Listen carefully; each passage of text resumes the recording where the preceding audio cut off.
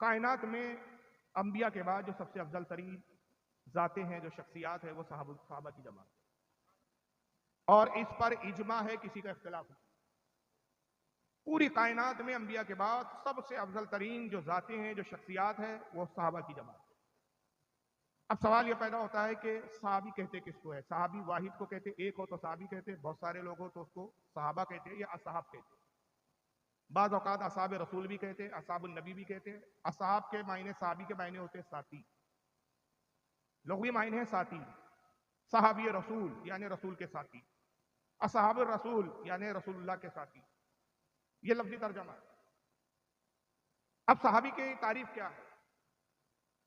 مجموعی طور پر ہمارے علماء اہل سنت نے صحابی کی جو تعریف بیان کی ہے وہ یہ ہے کہ ایمان کی حالت میں اپنی ماتھے کی آنکھوں سے اللہ کے نبی صلی اللہ تعالی علیہ وسلم کو دیکھا ہو، دیدار کیا ہو، چاہے ایک آن ہو، ایک گھڑی ہو، ایک جھلک بھی اگر حضور کی ایمان کی حالت میں دیکھ لیا، فاصلہ چاہے کتنے ہی دور کا ہو، یہ نہیں کہ حضور کو قریب سے دیکھا ہو، پاس بیٹھ کر دیکھا ہو، چاہے مجمع عام ہو، بھیڑ ہو، ہزاروں لاکھوں کی بھیڑ ہو، اور رسول اللہ کو ایک جھلک دیکھ لیا، حالت ایمان میں دیکھا، پھر ایمان کے ساتھ اس کا خاتمہ ہو گیا، اسے صحابی کہتے ہیں۔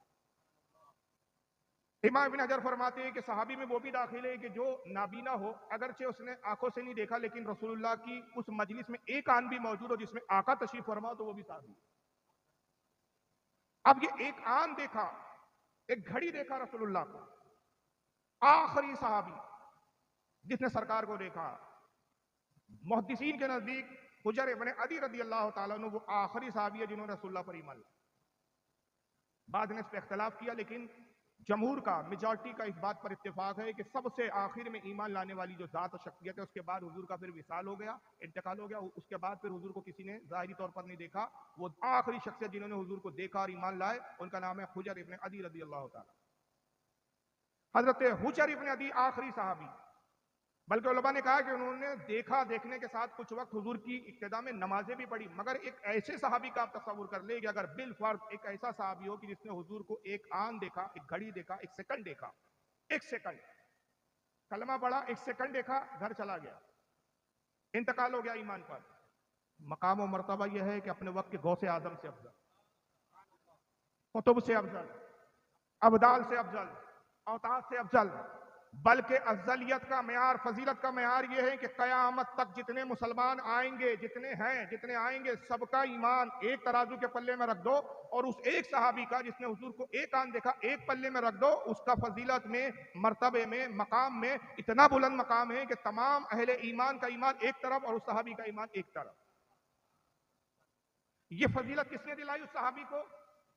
یہ درجہ اور مقام اس صحابی کو کس بنیاد پر ملا؟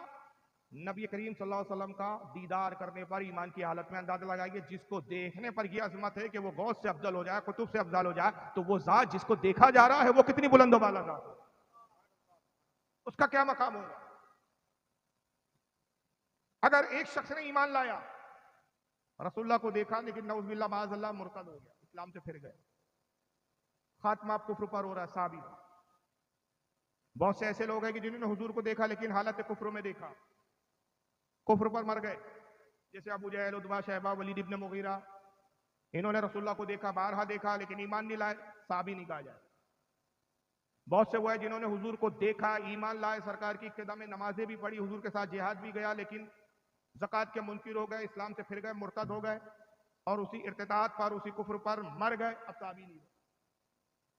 تو صحابی کے لیے شرط یہ ہے کہ ایمان کی حالت میں دیکھے اور خاتمہ بھی ایمان بالخیر ہو۔ اب بہت سے لوگ اس زمانے میں شبہات پیدا کرتے ہیں کہ بھائی کیا ہر کوئی رضی اللہ عنہ فلاں نے یہ کیا، فلاں منافق تھے، حضور کے تو بہت سے صحابہ منافق تھے، ہم کہتے ہیں تم سے بڑا بیوقوف نہیں، جو صحابی ہے وہ منافق نہیں، اور جو منافق ہے وہ صحابی نہیں۔ تو پتہ چلا کہ تم علم کی عین کو بھی چھوئے نہیں ہو ابھی۔ جس کا صحابی ہونا ثابت ہو گیا وہ منافق نہیں، اور جس کا منافق ہونا ثابت ہو جائے وہ صحابی نہیں۔ دونوں صفتیں متضاد ہے، ایک ہو ہی نہیں سکتی، یہ دونوں صفتیں ایسی ہیں جیسے زمین و آسمان جو ایک نہیں ہو سکتے، جیسے زمین و آسمان ایک نہیں ہو سکتے، ویسے منافق صحابی نہیں ہو سکتا اور صحابی منافق نہیں ہو سکتا۔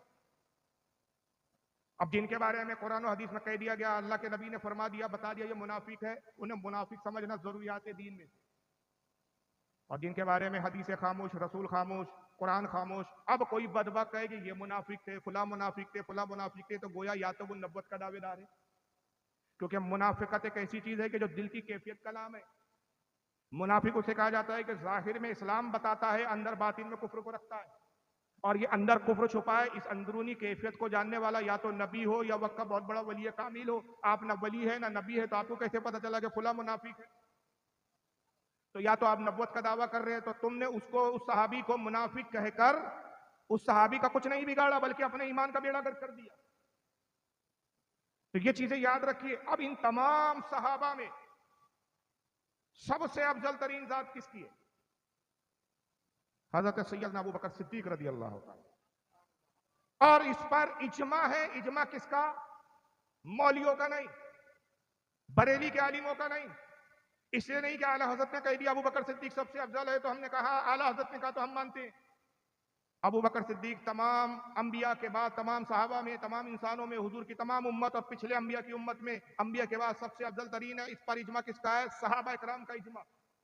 اور اس اجماع پر مہر کس کی ہے؟ رسول اللہ صلی اللہ تعالی علیہ وسلم کی مہر. حضور نے خود اپنے زمانے ظاہری میں بتا دیا کہ ابو بکر صدیق سے افضل میرے اصحاب میں کوئی نہیں.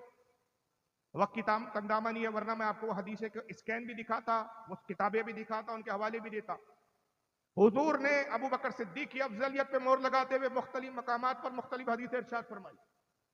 ایک مقام پہ فرمایا کہ لوگ، ابو بکر کا مقام یہ ہے کہ اگر ایک پلے میں ابو بکر کا ایمان رکھ دیا جائے اور قیامت تک کی میری تمام امت کا ایمان دوسرے پلے میں رکھ دیا جائے تو ابو بکر کا ایمان سب پر وزنی اور بھاری.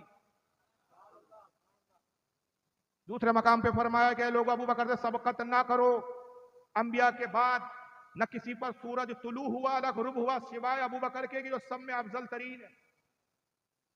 میں ابو بکر صدیق کی فضیلت میں ایک بات عرض کرتا چلوں. اس کو بہت سارے متعدد علماء نے لکھا ہے، ایک دو نہیں سینکڑوں حوالے ہیں کہ حضرت جبریل علیہ السلام سرکار کی خدمت میں حاضر ہوتے، عرض کرتے یا رسول اللہ رب العزت نے مجھے بھیجا ہے، اور رب ارشاد فرماتا ہے کہ میں محبوب کے پاس جاؤں اور حضور صلی اللہ علیہ وسلم اپنے جس صحابی کا تذکرہ سننا پسند کریں میں اس صحابی کا تذکرہ کروں. تو اللہ کے نبی بتائیے کہ میں کس صحابی کا تذکرہ کروں، آپ کس صحابی کے بارے میں سننا چاہتے ہیں؟ سرکار نے فرمایا کہ میرے عمر کے بارے میں بتاؤ. اے جبریل، عمر کی کیا فضیلت ہے؟ جبریل علیہ السلام عرض کرتے یا رسول اللہ عمر رضی اللہ تعالیٰ عنہ کی فضیلت کا یہ عالم ہے کہ جتنے وہ زمین میں مشہور نہیں ہے اس سے زیادہ آسمانوں میں ان کی شہرت. ان کی تعریف و توصیف فرشتے کرتے ہیں. اور اے اللہ کے نبی صلی اللہ تعالیٰ علیہ وسلم، اگر میں حضرت عمر کی فضیلت بیان کرنا شروع کروں اور مجھے اگر نوح علیہ السلام کی قوم میں ٹھہرنے کے برابر عمر دے دی جائے جو 950 سال کا عرصہ ہے، 950 سال دنیا میں مجھے اگر دے دیے جائے اور آپ تشریف فرما ہو اور 950 سال تک میں عمر کی فضیلت بتاتا رہوں تو 950 سال گزر جائیں گے، لیکن عمر کی فضیلت کا ایک باب، ایک چیپٹر بھی مکمل نہیں ہو پائے گا. ایک باب مکمل نہیں ہو پائے گا. اور ایسے کئی باب ہیں جو حضرت عمر کی فضیلت میں، یہ عمر کی فضیلت ہے. آقا نے ارشاد فرمایا کہ اے جبریل، یہ جب عمر کی فضیلت تو بتاؤ ابو بکر کے بارے میں تم کیا کہتے ہو؟ عرض کہ اللہ کے نبی، ابو بکر صدیق کا مقام یہ ہے کہ جتنی فضیلت عمر کی اور جتنی نیکیاں عمر کی، ابو بکر کی ایک نیکی کے برابر. زندگی کی تمام نیکیاں عمر کی ایک پلے میں اور ابو بکر صدیق کی ایک نیکی ایک پلے. مگر پھر بات یہاں یہ شروع ہوتی ہے کہ اختلاف اس پر ہوتا ہے کہ بھائی چلو ٹھیک ہے، ہم نے مان لیا کہ حضرت عمر سے افضل ہے ابو بکر صدیق، مگر ہمارا مسئلہ تو حضرت علی کا ہے. ہم تو بھائی حضرت علی کو افضل قرار دیتے ہیں. تائیے مولا کائنات خود کیا کہتے ہیں؟ درود شریف پڑھے آپ.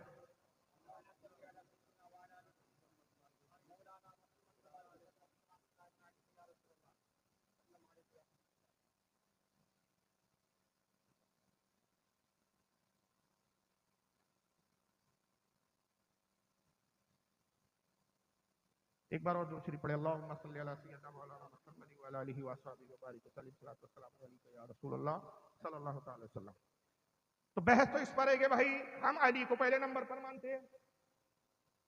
سوال یہ پیدا ہوتا ہے کہ کیا یہ قرآن و حدیث ہے یا صحابہ کا اجماع ہے یا آپ کی طبیعت ہے؟ آپ کی طبیعت ہے تو آپ کی طبیعت دین نہیں ہو سکتی. آپ کا قول حجت نہیں ہے. حجت مولا علی کا قول ہوگا، حجت صحابہ کا اجماع ہوگا، حجت حدیث رسول ہوں گی. تو کیا صرف ایک حضرت ابو بکر کی نیکی اور عمر کی زندگی بھر کی تمام نیکیاں کیا صرف حضرت عمر کا ہے؟ آئیے مولا علی خود کیا کہتے ہیں۔ روایت ہے ان قیس قال علی بن ابی طالب رضی اللہ تعالیٰ عنہ، حضرت قیس روایت کرتے ہیں کہ حضرت مولا علی رضی اللہ تعالیٰ نے ارشاد فرمایا وَهَلْ أَنَا، فرمایا کہ لوگوں میں کیا ہوں؟ یہ علی کہہ رہے ہیں۔ جب علی کا اقرار ہو تو کوئی اگر علی سے محبت کا دعویٰ کرتا ہو تو یہ کیسا دعویٰ ہے کہ دعویٰ محبت علی کا ہو اور نافرمانی مولا علی کی جائے؟ یہ کیسا مولائی ہے؟ یہ مولائی تو وہ ہوتا ہے جو مولا کی مانے۔ تو مولا کائنات تو یہ کہہ رہے ہیں، اور یہ حدیث ہے، کیا آپ نے پڑھی نہیں؟ اور یہ اہل سنت کی کتابوں میں ہے۔ تو اگر یہ کتابیں آپ کے نزدیک معتبر نہیں تو کھل کر اعلان کر دیجئے کہ ہم رافضی ہیں، سنی بول کے لوگوں کو دھوکہ دے کیوں رہے ہو؟ تو اس کا مطلب تم بھی جانتے ہو کہ شیعہ فرقہ اتنا بدترین فرقہ ہے کہ اس فرقے سے اپنے آپ کو نامزد کرنے میں تمہیں بھی شرم و حیا آ رہی ہے۔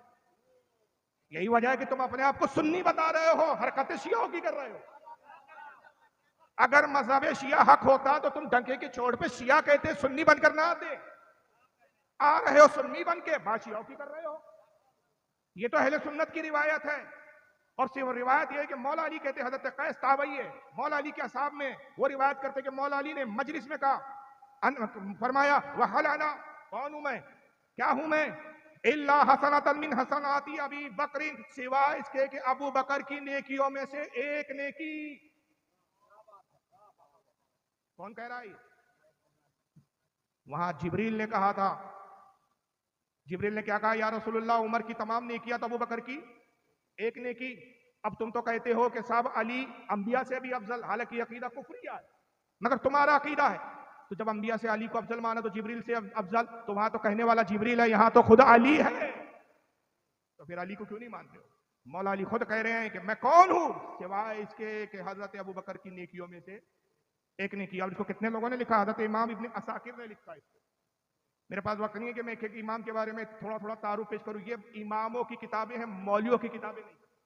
پھر امام جب میں لفظ استعمال کروں تو امام سے مسجد کا امام نہیں، امت کا امام، اپنے زمانے کا امام، اپنے وقت کا امام، اور جن کے میں نام لے رہا ہوں، جن کی میں کتابوں کے ریفرنس کوٹ کر رہا ہوں، ان کی امامت پر کل امت کا اتفاق ان کے امام ہونے پر۔ آپ کا تو امام ہونے کا یہ عالم مسجد کے امام ہے، آپ کی جماعتیوں کا اتفاق پورا نہیں۔ کچھ مان رہے ہیں تو کچھ ماننے کے لیے تیار نہیں۔ اس کو امام ابن عساکر لائے ہیں تاریخ دمشق کے اندر، جلد نمبر 30 صفحہ 383۔ حضرت امام الشاری لائے ہیں اس کو اپنی کتاب فضائل ابی بکر صدیق، صفحہ نمبر 51 حدیث نمبر 29۔ اور امام حضرت محمد بن علی الشاری کہتے ہیں اسنادہ صالح ورجال الثقات، اس سند کے راوی صالح ہے، نیک ہے، اچھے راوی ہے، اور اس کی سند ثقہ ہے، اچھی سند ہے۔ یہ حدیث ضعیف اور کمزور نہیں ہے، جھوٹی نہیں ہے، حدیث بھی صحت کے حساب سے صحیح ہے۔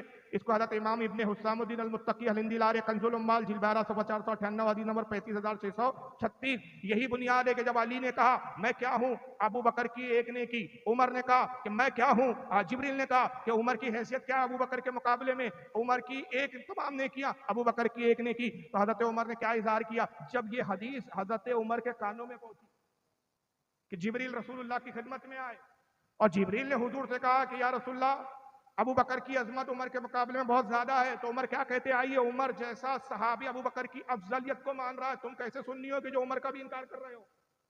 حضرت عمر کیا کہتے ہیں؟ لَوَدِدْتُ أَبِي شَيْرَةٌ فِي صَدْرِ أَبَا بَكْرٍ، کہا اے لوگوں میں کیا ہوں، اے کاش میں عمر نہ ہوتا، ابو بکر صدیق کے سینے کا ایک بال ہوتا۔ کیا ہوتا میں؟ ابو بکر صدیق کے سینے کا ایک بال ہوتا۔ یہ کون کہہ رہا ہے؟ عمر۔ کون عمر؟ جس کے بارے میں آقا کہہ رہے اگر میرے بعد کوئی نبی ہوتا تو عمر ابن خطاب۔ اب بھی آپ کو ابو بکر صدیق کی فضیلت سمجھ میں نہیں آ رہی؟ اچھا، آپ کس امام کی تقلید کرتے ہیں بھائی؟ بولیے۔ امام اعظم ابو حنیفہ رضی اللہ تعالیٰ۔ امام اعظم ابو حنیفہ کیا فرماتے؟ امام اعظم سے پوچھا گیا، اس کو متعدد علماء نے لکھا، اور عقائد کی کتابیں ہیں۔ کمال تو یہ ہے کہ یہ وہ کتابیں ہیں جو مولوی کے کورس کے دوران میں پڑھی جاتی ہے، پتہ نہیں ہے کیسے عالم بن رہے ہیں کہ پڑھ رہے ہیں لیکن سمجھ نہیں رہے۔ عقائد شرح عقائد نسفی، امام سعد الدین تفتزانی کی پڑھ لیجیے آپ، شرح عقائد نسفیہ، اس کے اندر یہ روایت موجود ہے۔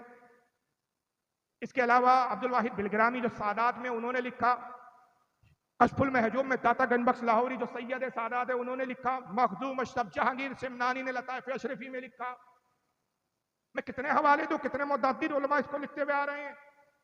امام اعظم ابو حنیفہ سے پوچھا گیا کہ اے امام اعظم بتائیے اہل سنت کی علامت کیا ہے، اہل سنت ہونے کی پہچان کیا ہے، اس کی نشانی کیا ہے، کیسے جانا جائے کہ بھائی یہ اہل سنت سے ہے، کیا پہچان ہے، کس پہچان سے پہچانا جائے گا کہ اہل سنت سے ہے؟ تو حضرت امام اعظم نے کیا فرمایا؟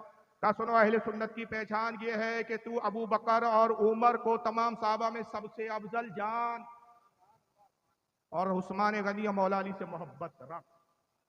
یہ اہل سنت کی پہچان ہے، اور جب کوئی اس کے برخلاف کرتا ہے تو وہ اہل سنت کی پہچان کو کھو دیتا ہے. یہ جناب ابو بکر صدیق کی افضلیت کا معاملہ ہے. حضرت عبد الواحد بلگرامی رحمۃ اللہ علیہ جو زیدی سادات میں پہلے سید ہیں جنہوں نے ہندوستان میں تشریف لائے، اور انہی سے زیدی سادات نکلے، اور یہی وہ زیدی سادات کی شاخ ہے جو ماہرہ آئی جہاں اعلیٰ حضرت فاضل بریلوی جیسا وقت کا مجدد جا کے مرید ہوا.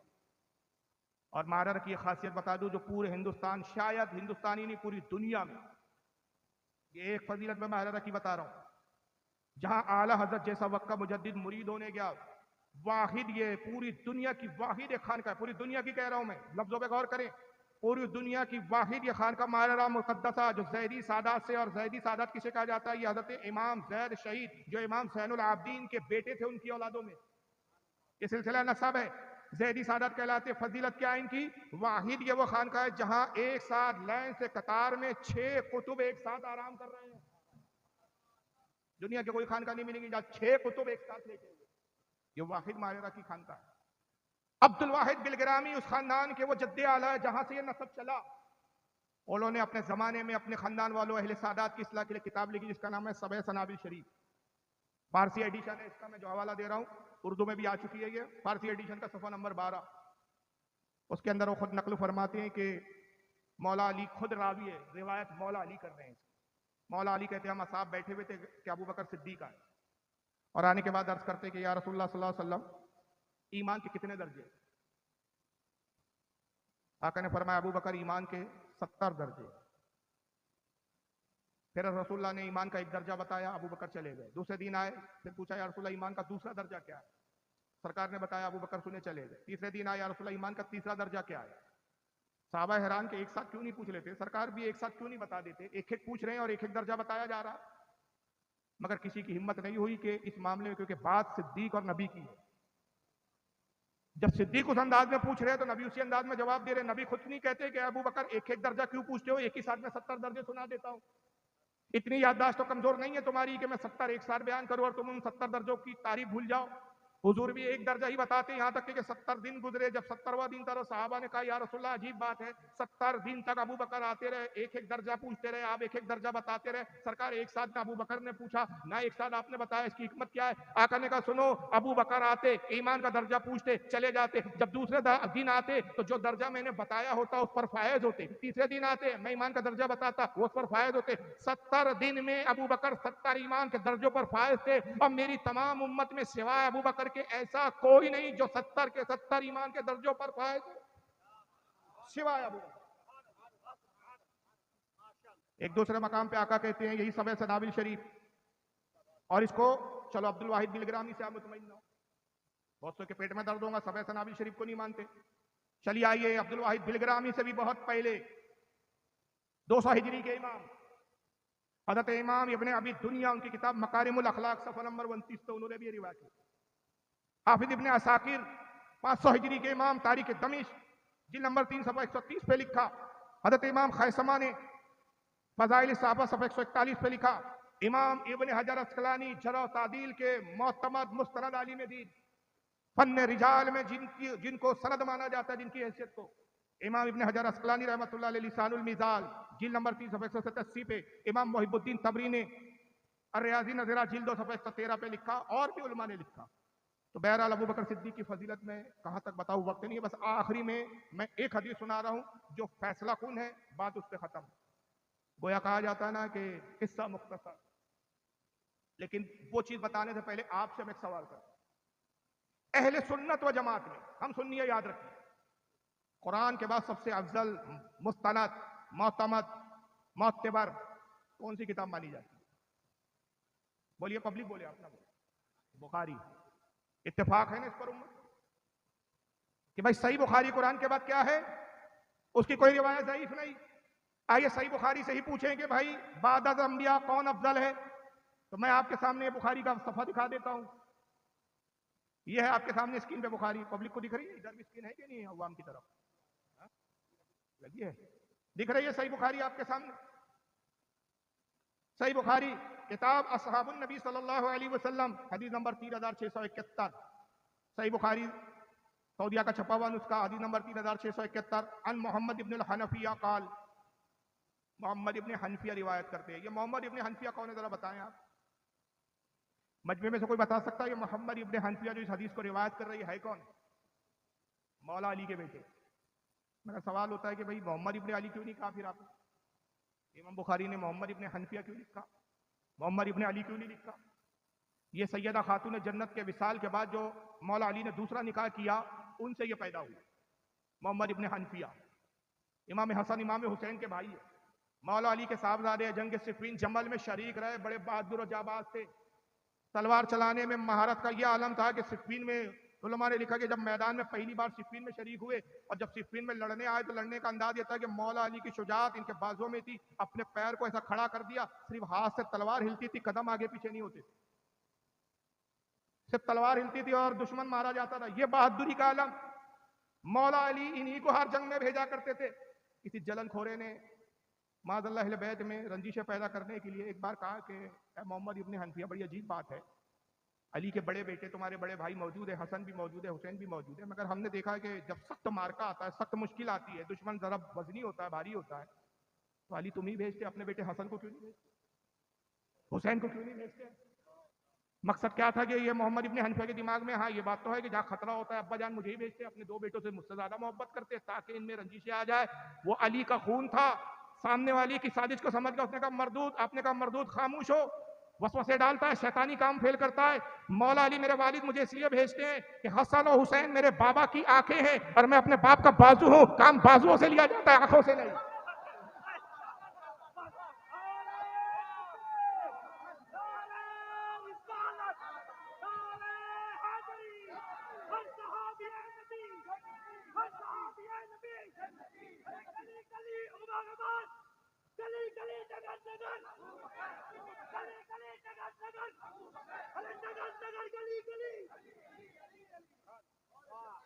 یہ ہے محمد ابن حنفیہ رضی اللہ تعالیٰ عنہ، علی کے صاحبزادے. لیکن حنفیہ اس لیے کہتے ہیں کہ ان کے نانا کا نام تھا حنیفہ. کس کا نام تھا؟ حنیفہ، نانا کا. وہ بڑے عبادت گزار تھے، بڑے قرآن کے بہترین قاری تھے. یہ عبادت و ریاضت اور زہد و تقوی میں اپنے نانا کا پرتو تھے، نانا کی طرح عابد زاہد تھے، ہما وقت قرآن کی تلاوت میں مصروف رہتے تھے. اس لیے لوگوں نے ان کو حنفیہ، ابن حنفیہ کہنا شروع کر دیا، نسبت نانا کی طرف کر کے حنفیہ کا بیٹا کہنا شروع کر دیا. اور یہ اتنا مشہور ہوا کہ مولا علی نے بھی اس نام کو پسند کیا اور کہا کہ تم اپنا نام محمد ابن حنفیہ ہی لکھا کرو، اپنے نانا کی طرف نسبت کرو، ورنہ ہے یہ حقیقت میں کون؟ محمد ابن علی. وہ روایت کرتے مجھے بتاؤ اس روایت کے بعد کسی اور روایت کی ضرورت بچ جاتی ہے، رہ جاتی ہے؟ مولا علی کا شہزادہ روایت کرتے کہتا ہے قالا قلت لابی، میں نے اپنے والد سے سوال کیا. والد یعنی کس سے؟ مولا علی سے. میں نے اپنے والد مولا علی سے سوال کیا ای الناس خیر بعد رسول اللہ صلی اللہ علیہ وسلم، اے ابا جان آپ بتائیے رسول اللہ کے بعد سب سے افضل کون ہے؟ پوچھنے والا بھی عظیم، بتانے والا بھی عظیم. مولا علی نے توقف نہیں کیا، سوچا نہیں، غور و فکر نہیں کیا. جیسے ہی بیٹے نے پوچھا ای الناس خیر بعد رسول اللہ صلی اللہ علیہ وسلم، ابا جان بتائیے رسول اللہ کے بعد، انبیاء کے بعد سب سے افضل کون ہے؟ قال ابو بکر، کا بیٹا ابو بکر ہے. پھر انہوں نے دوسرا سوال کیا قلت ثم من، ابا جان ان کے بعد کون افضل ہے؟ ابو بکر کے بعد کون ہے؟ مولا علی نے فرمایا ثم عمر، کہا وہ عمر ہے. اب بیٹا بیٹا ہوتا ہے. دیکھا ابا جان تو بڑا عجیب جواب دے رہے ہیں، میں کہہ رہا ہوں کون افضل، تو ابو بکر کا نام لے لیا. پھر میں نے کہا ثم من، ان کے بعد کون؟ تو عمر کا نام لے لیا. خود حضرت محمد ابن حنفیہ کہتے ہوئے خشیت ان یقول عثمان، اب مجھے ڈر ہوا کہ میں نے پھر پوچھا اس کے بعد کون، تو عثمان کا نام لے لیں گے. اگر میں نے اس طرح سوال کیا ثم من ان کے بعد کون، تو عثمان کا نام لے لیں گے، تو میں نے سوال ہی بدل دیا تاکہ پہلے نمبر پہ ابا نہیں ہے، دوسرے نمبر پہ نہیں ہے، تو کم سے کم تیسرے پہ تو آ جائیں ابا جان. تو اب سوال بدلا اور کہا قلت ثم انت، ابا جان ان کے بعد تو آپ افضل ہیں. عمر کے بعد تو آپ افضل ہے. قال مانا الا رجل من المسلمین، کہا نہیں بیٹا اس افضلیت میں مجھے کہاں لا رہے ہو، میں تو مسلمانوں میں سے ایک عام مسلمان ہوں. یہ مولا علی کی انکساری ہے. اہل سنت کے اجماع کے مطابق آپ کا نمبر 4. بخاری قرآن کے بعد سب سے افضل. اور پھر سوال یہ نہیں کہ اس کو صرف امام بخاری نے لکھا، یہ مسلم میں بھی ہے، یہ حدیث ابو داؤد میں بھی ہے، یہ حدیث امام احمد ابن حنبل نے بھی لکھی. اسی حدیث کو غوث اعظم نے گنیت الطالبین میں لکھا. اسی حدیث کو مخدوم اشرف جہانگیر سمنانی نے لطائف اشرفی میں لکھا. اسی حدیث کو امام بہقی نے لکھا. اسی حدیث کو امام ابن عبد البر نے لکھا. اسی حدیث کو امام ابن ابی عاصم نے لکھا. اس پر میں نے جب حوالے جمع کیے 144 مستند حدیثوں کی کتابوں میں روایتیں مجھے ملی. بخاری سے لے کر حضرت مجدد الفسانی اور مجدد الثانی سے لے کر امام احمد رضا محدث بریلوی تک سب اس روایت کو لکھتے آ رہے ہیں. اب ایک چھوٹا سا سوال، اب اگر کوئی آپ کے پاس آئے تو کہے علی کا پہلا نمبر دما دم مست کلندر، علی کا پہلا نمبر، اس سے ایک سوال، تو شیعہ ہے کہ سنی؟ جواب بعد میں دیا جائے گا. افضل ابو بکر ہے یا علی ہے، اس کا جواب بعد میں. پہلا یہ سوال، تو اپنی پوزیشن بتا، تو شیعہ ہے کیا سنی؟ اگر شیعہ ہے تو ہماری بلا سے تجھے جواب دینا ہم پر واجب نہیں، ضروری نہیں. اب اگر تو شیعہ ہے تو پھر جواب دوسرے اینگل سے دیا جائے گا، کتابیں دوسری ہوں گی، جواب کی نوعیت دوسری ہوں گی، کیونکہ تیرا فرقہ الگ ہے. اب تو جان، تیرے کالے کپڑے، تیرا ماتم، تیرا سینہ چیپیٹنا، تیرا سینہ چیرنا، تیرے ماتم اٹھا کرنا، وہ تو جان، ہمیں غرض نہیں شیعوں سے رافضیوں سے. اور اگر تو سنی ہے تو بتا کیسا سنی ہے جو بخاری کو نہیں مانتا، تو کیسا سنی ہے جو مسلم کو نہیں مانتا، پھر تو کیسا سنی ہے کہ جو مسند احمد کو نہیں مانتا، تو کیسا سنی ہے جو غوث اعظم کو نہیں مانتا، تو کیسا سنی ہے جو داتا گنج بخش لاہوری کو نہیں مانتا. تو سنی نہیں ہے، تو ایجنٹ ہے، اور ہمارے بیچ آ کر تو ہمارے اہل سنت پہ درار پیدا کرنا ہے. گفتگو کرنے کا انداز سیکھیے، ہر سوال کا جواب دینے میں جلد بازی نہیں. پہلے سامنے والے کی حیثیت تو طے ہو کہ تیری اپنی حیثیت کیا ہے، کس حیثیت کی بنیاد پر تو گفتگو کر رہا ہے، کس حیثیت کی بنیاد پر بات کر رہا ہے. اور اگر تو شیعہ ہے تو پھر ہم تجھے کیوں سمجھا؟ اللہ تعالیٰ نے تجھ پر ایک ایسا عذاب مسلط کر دیا کہ جس میں ہم مداخلت کر نہیں سکتے. ہر سال وہ وقت آتا ہے تو سینے پیٹتا ہے، چاقو سے اپنے سینے چاک کرتا ہے، خون نکالتا ہے. تو میں تو یہ کہتا ہوں کہ اللہ نے قدرت کا انتظام، قدرتی انتظام ہو گیا کہ جس دل میں محبت ابو بکر و عمر نہ ہو، وہ دل اور وہ سینے اسی لائق ہیں کہ کوٹے جائیں اور پیٹے جائیں.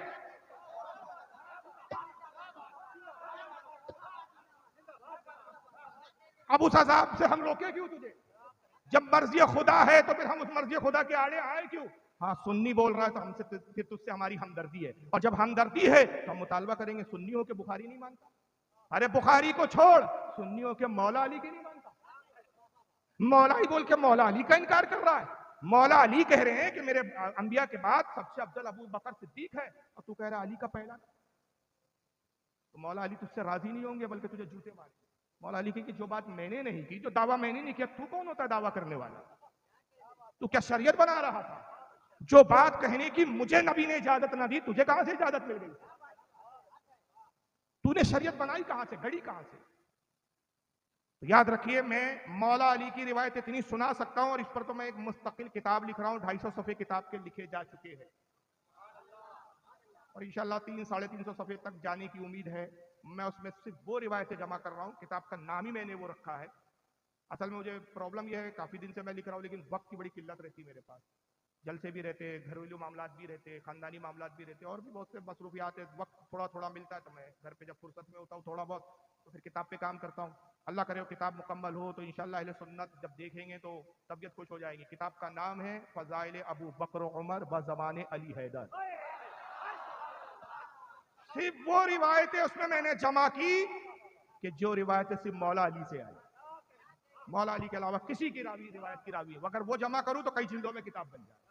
لیکن صرف وہ روایتوں پہ میں کام کر رہا ہوں جو صرف مولا علی نے ابو بکر اور عمر کی فضیلت پر ذکر کیا ہے، اہل بیت نے کیا ہے. حضرت سیدنا امام جعفر کیا کہتے ہیں، یہ ایک سلسلہ ہے، وقت نہیں ہے میرے پاس. امام زین العابدین نے کیا کہا، اس پر تو اہل بیت کا اجماع ہے کہ انبیاء کے بعد سب سے افضل ابو بکر. اور یہ مردود آج ابو بکر کو گالیاں بکر. ان جاہل مولائیوں کو پتہ نہیں کہ جنہیں گالی بکرے وہ ہے کون. ان سے ایک چھوٹا سا سوال کیجئے، کوئی کل شیعہ مل جائے تو اس سے کہیے کہ بھائی ہم حنفی ہیں. اہل سنت 4 مسالک میں تقسیم ہے، یہ باتیں یاد رکھ لیجئے آپ. یہ موٹی موٹی چند میں باتیں بیان کر رہا ہوں کہ یہ باتیں اگر آپ نے صرف یاد رکھ لی, پوری حدیثیں یاد نہ رکھے, حوالے یاد نہ رکھے, یہ 4-5 باتیں یاد رکھ لی آپ نے, میں خدا کی قسم کہتا ہوں آپ مناظر ہو گئے. یہ 4 باتوں میں کھا جائیں گے آپ ان کو. پہلا, بھائی تو ابو بکر پہ لعن طعن کر رہا ہے, اور کن بنیادوں پہ لعن طعن کیا جا رہا ہے میں آگے بتاؤں گا.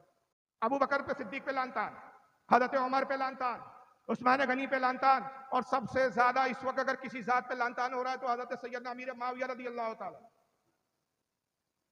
امیر معاویہ سے شروع ہوتے ہیں, ہمت بڑھتی ہے, عثمان غنی تک جاتے ہیں, ہمت بڑھتی ہے, عمر تک آتے ہیں, عمر کے بعد پھر ابو بکر صدیق تک, اور پھر کہیں کا نہیں رہتا, گھر کا نہ گھاٹ. تو ابو بکر پہ لعنت طعن کر رہا ہے. تو بھائی اہل سنت 4 مذاہب میں, جس کا عام طور پہ مسلک بولتے ہیں, حقیقت میں وہ مذہب ہے, مسلک اور ہوتا ہے. 4 مذاہب میں منقسم ہے اہل سنت. 4 مذہب میں ہم لوگ تقسیم ہے. ایک ہے حنفی, دوسرا ہے شافعی, تیسرا ہے مالکی, اور چوتھا حنبلی. ہم ہندوستان میں جو اکثریت مسلمانوں کی ہے وہ حنفی ہے. آپ ادھر کو چلے جائیں, بمبئی کے کچھ علاقے ہیں, کیرلا وغیرہ چلے جائیں, بمبئی کے کچھ ادھر آگے میں گوا کی طرف کے علاقے, وہاں کچھ شافعی مل جائیں گے. اور الحمدللہ میں ان شافعیوں میں گیا ہوں, میرے جلسے ہوتے ہیں, پروگرامات ہوتے ہیں. چنئی گیا ہوں میں, چنئیوں میں جلسے ہوتے ہیں, وہاں شافعی بلاتے. اور یہ وہ شافعی ہے کہ مسلکن مذہبن شافعی ہے, لیکن مسلک اعلی حضرت کے پابند, عقیدہ اعلی حضرت والا ہے. بعض اس میں تاج الشریعہ کے مرید ہے, بعض اس میں مفتی شریف الحق صاحب کے مرید ہے, بعض حضرت مودودی سے کبیر کے مرید ہے. یعنی مرید ہمارے ہی اکثر بزرگوں سے ہے مذہبن شافعی. 4 مذاہب میں ہم لوگ منقسم ہیں, ہم لوگ حنفی ہے. ان سے پوچھے کہ بھائی آپ شیعہ ہو, شیعات سے آپ کو ہمدردی ہے, تو شیعہ جس فقہ پر عمل کرتے ہیں, جس مذہب پر عمل کرتے ہیں, جس امام سے مسائل کا انتصاب کرتے ہیں, اس امام کا نام کیا اور اس فقہ کو کیا کہتے ہیں؟ مجمع میں کوئی بتا سکتا؟ جو بتا دے میں سمجھوں گا اس علاقے کا بہت پڑھا لکھا ہوشیار آدمی ہے. ٹھیک ہے جعفریہ, ماشاءاللہ, اللہ سلامت ہے. آفتاب نام ہے آپ کا, ماشاءاللہ, اللہ آپ کو اور حقیقت میں آفتاب بنا. اچھوں کو نہیں پتا بھائی. فقہ جعفریہ پر عمل کرتے ہیں وہ, اور فقہ جعفریہ پر جو کون ہے, فقہ جعفریہ سے مراد ان کی امام جعفر صادق. پورا مذہب شیعہ امام جعفر صادق کے اصول اور ان کی بنیادوں پر ٹکا ہوا ہے. مگر ذرا ان سے پوچھئے ایک سوال کہ تو ابو بکر پہ لعن طعن کر رہا ہے, امام جعفر کی ماں کا نام کیا ہے؟ پتا تو چلے کہ کس خاندان کو گالی بک رہا ہے. حضرت امام جعفر کی ماں کا نام کیا ہے؟ نہ پتا ہو تو مجھ سے لے جاؤ, شیعہ کتابوں سے بھی ثابت کروں گا. یہ اصول کافی کے اندر نسب لکھا ہے. یہ شیعوں کی بعد قرآن سب سے معتبر کتاب مانی جاتی ہے. وہ بخاری کو نہیں مانتے شیعہ لوگ, یاد رکھیے. وہ مسلم کو نہیں مانتے. ہاں مولائی سے بات کریں گے تو ہم بخاری مسلم دکھائیں گے کہ اگر تو سنی ہے تو بخاری سے مان, ورنہ اعلان کر دے میں شیعہ ہوں. اور اگر تو اعلان کرے میں شیعہ ہوں تو پھر ہم اب بخاری نہیں کریں گے, لائیں گے ہم اصول کافی لائیں گے. ہم پھر من لا ید الفقی لائیں گے. یہ شیعوں کی معتبر کتابیں ہیں, یہ کتب اربعہ ان کیا کی, یہ شیخ صدوق ہے ان کے لکھنے والے, ان کے جناب یعقوب کلینی ہے. اصول کافی کے بارے میں لکھا گیا کہ امام مہدی کو دکھائی گئی تھی, انہوں نے اس کا نام اصول کافی رکھا, کہا کہ ھذا کافی شیعتنا, یہ ہمارے شیعوں کے لیے کافی. ان کتابوں میں نسب لکھا ہے امام جعفر صادق. امام جعفر سے روایتیں جمع کی گئی ہے. امام جعفر صادق کی والدہ کا نام ہے ام فردا. کیا نام ہے؟ ام فردا. کے والد کا نام ہے حضرت قاسم, اور حضرت قاسم کے والد کا نام ہے حضرت محمد, اور محمد کے والد کا نام ہے حضرت سیدنا ابو بکر صدیق. ایک نسب تو ام فردا کا یہ ہے. دوسرا نسب اور ہے حضرت ام فردا کا. ام فردا کی ماں کا نام ہے اسماء. ام فردا جو حضرت امام جعفر صادق کی ماں ہے, ان کی ماں کا نام کیا ہے, یعنی حضرت امام جعفر کی نانی, ان کا نام ہے اسماء. اسماء کے والد کا نام ہے حضرت محمد ابن ابو بکر, اور محمد ابن ابو بکر کے والد کون ہے؟ سیدنا ابو بکر. ماں کی طرف سے بھی یعنی حضرت ام فردا کا نسب ابو بکر پہ جاتا ہے, باپ کی طرف سے بھی جاتا ہے. پتا چلا کہ امام جعفر کے نانا ہے ابو بکر, دادا ہے مولا علی, نطفہ پاک ہے علی کا, اور خون مبارک ہے ابو بکر کا. جب وہ نطفہ پاک اور خون پاک ملتے ہیں تو وقت کا امام امام جعفر صادق پیدا ہوتا ہے. اور اسی بنیاد پر امام جعفر خود کہتے ہیں کہ ابو بکر نے مجھے 2 بار پیدا کیا, اس لیے کہ میری ماں ام فردا, باپ کی طرف سے بھی ابو بکر سے نسب ملتا ہے اور ماں کی طرف سے بھی ملتا ہے, تو ابو بکر 2 اعتبار سے میرے باپ.